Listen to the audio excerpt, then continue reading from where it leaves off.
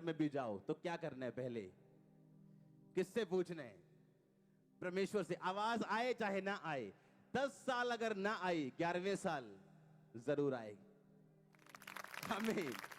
आप 10 साल उससे बात करें, प्रभु मैं जाऊं या ना, आपको कोई आवाज नहीं आ रही, लेकिन आप पूछ रहे हैं क्योंकि आपका कॉन्शियस जो है वो परमेश्वर वाला हो चुका है, प्रेयर वाला हो चुका है। आमीन।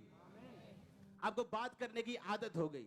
और जब आपको मालूम है मैंने सुबह प्रार्थना करनी और दोपहर को भी प्रभु को याद करना है, आप किसी को गाली निकाल लोगे, बोलो इतने, आप बोलोगे नहीं नहीं दोपहर को जाना है प्रभु के साथ। हाँ, आप कुछ गलत देखने लोगे, आप बोलोगे नहीं मैंने अब रात को जाना है।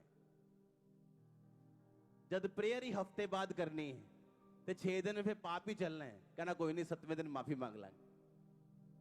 हाँ, पर मुझे मालूम है मुझे सुबह फिर जाना है, इस प्रेयर मीटिंग के बाद मैंने फिर जाना है। आमीन। सुबह फिर जाना है, दोपहर को फिर जाना है। और आपकी बॉडी, आपकी स्पिरिट कैप्चर करना शुरू कर देती है परमेश्वर वाली चीजों को आपकी लाइफ के लिए।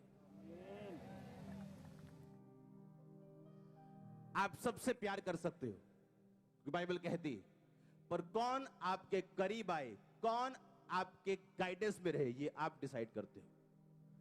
और आप उतने चूजी होते हो, उतने आशीषित होते हो, जितना आप परमेश्वर के करीब जाते जाते हो उतना आप आशीषित होते रहते हो। रात को प्रार्थना करने के लिए जरूर जाओ।